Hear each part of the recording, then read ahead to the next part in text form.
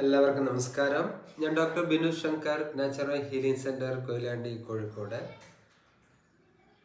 മിക്ക യോഗ വിദ്യാർത്ഥികളും ചോദിക്കുന്ന ഒരു കാര്യമുണ്ട്: എന്തുകൊണ്ടാണ് യോഗയിൽ ഇത്രയധികം ശ്വസനക്രിയകളും പ്രാണായാമങ്ങളും എല്ലാം വന്നിരിക്കുന്നതെന്ന്? അതിന് മറുപടി മറ്റൊന്നുമല്ല, നമ്മുടെ ശരീരത്തിൽ ഏതാണ്ട് 70% ഓക്സിജനാണ് എന്നുള്ളതാണ്.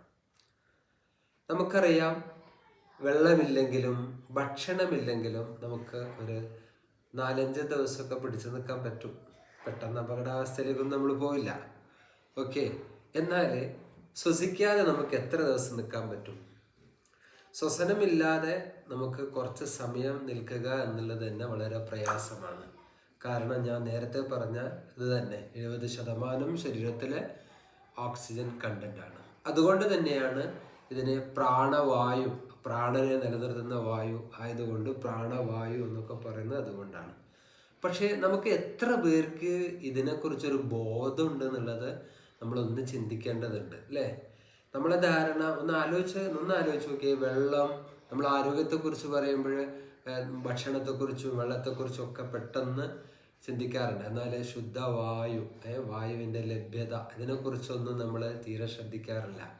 നമ്മൾ മനസ്സിലാക്കേണ്ട ഒരു കാര്യം, കാരണം ജനനം മുതൽ മരണം വരെ നമ്മൾ നിരന്തരം പ്രവർത്തിച്ചു കൊണ്ടിരിക്കുന്ന എല്ലാ ആന്തരിക അവയവങ്ങളും വളരെ സജീവമായിട്ട് പ്രവർത്തിക്കുന്നതിന് പിന്നിലെ ഇരിക്കുന്ന ഒരു ഘടകമായിട്ടുള്ള ഓക്സിജൻ എന്ന വസ്തുതയാണ് നമ്മൾ മനസ്സിലാക്കുക. വളരെ പക്ഷേ അതിനെക്കുറിച്ച് നമ്മളൊരു അവെയർ ആവുന്നില്ല എന്നുള്ളതാണ് യാഥാർത്ഥ്യം. കാരണം നമ്മൾ സമയാസമയം ഭക്ഷണം കഴിക്കുന്നുണ്ട്, ദാഹത്തിന് വെള്ളം കുടിക്കുന്നുണ്ട്. പക്ഷേ നമുക്ക് ദീർഘശ്വസനം ആവശ്യമാണോ, ശുദ്ധവായു വേണോ എന്നുള്ളതിനെ കുറിച്ച് നമ്മൾ അവെയർ ആകുന്നില്ല. എന്തുകൊണ്ട് അവെയർ ആവുന്നില്ല? വളരെ സുലഭമായി ലഭിക്കുന്നത് കൊണ്ടാണ്.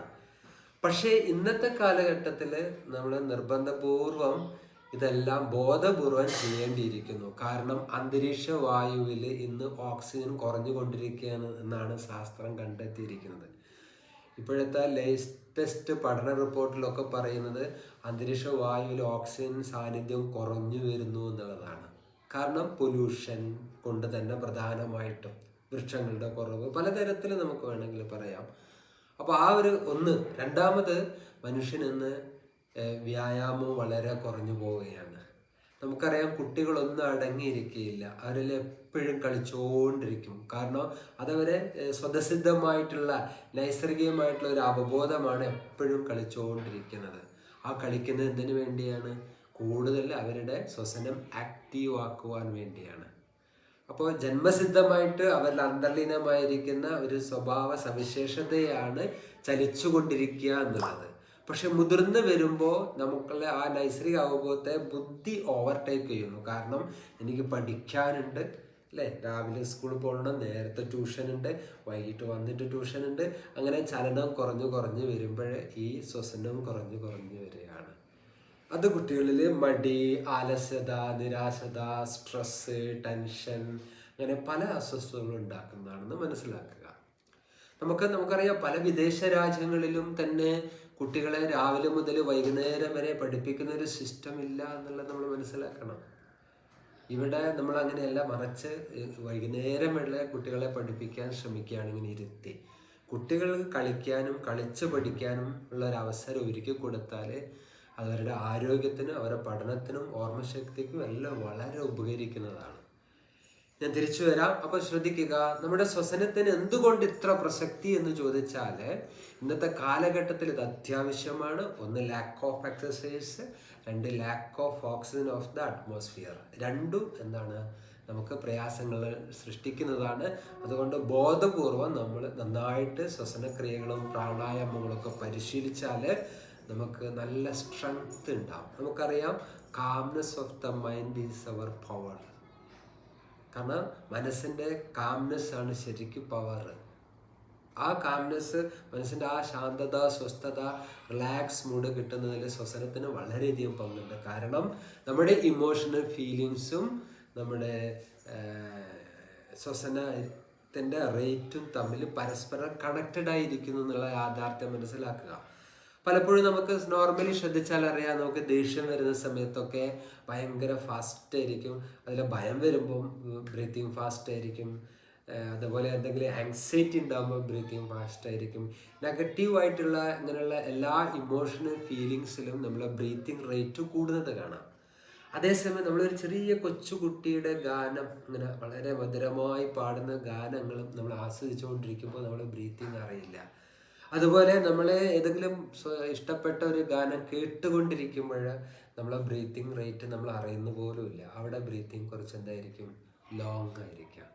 മനസ്സിലാക്കുന്നത് ഇതിൽ സയൻറ്റിഫിക്കായിട്ട് യോഗ റിസർച്ച് തന്നെ വളരെ വ്യക്തമായിട്ട് പറയുന്നുണ്ട്, ബ്രീത്തിങ് കപ്പാസിറ്റി ഇമ്പ്രൂവ് ചെയ്യുമ്പോൾ മൈൻഡ് കാമായ മൈൻഡ് എന്താണ്, പവർഫുൾ ആയിരിക്കും.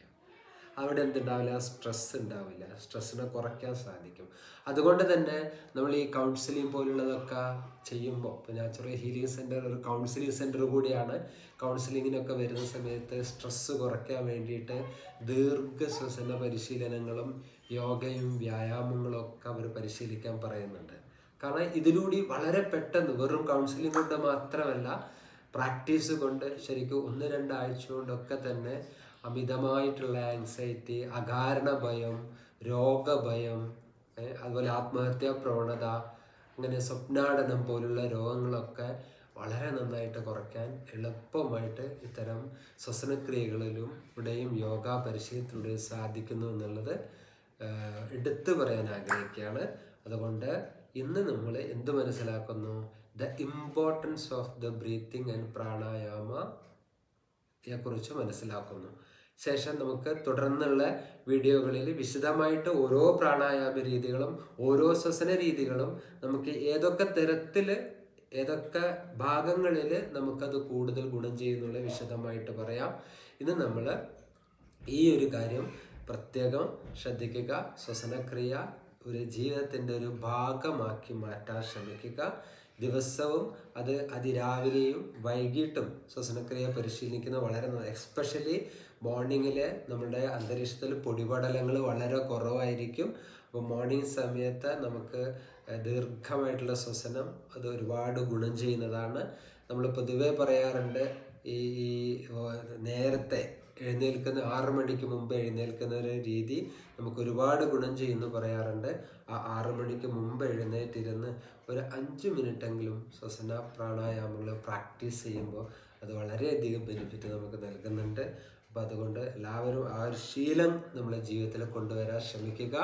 വീണ്ടും ഞാൻ ഒരിക്കൽ കൂടി ഓർമ്മിപ്പിക്കുകയാണ്, ഭക്ഷണത്തെക്കാളും വെള്ളത്തെക്കാളും നമുക്ക് വേണ്ടതാണ് വായു, ശുദ്ധവായു ഉറപ്പുവരുത്തുക.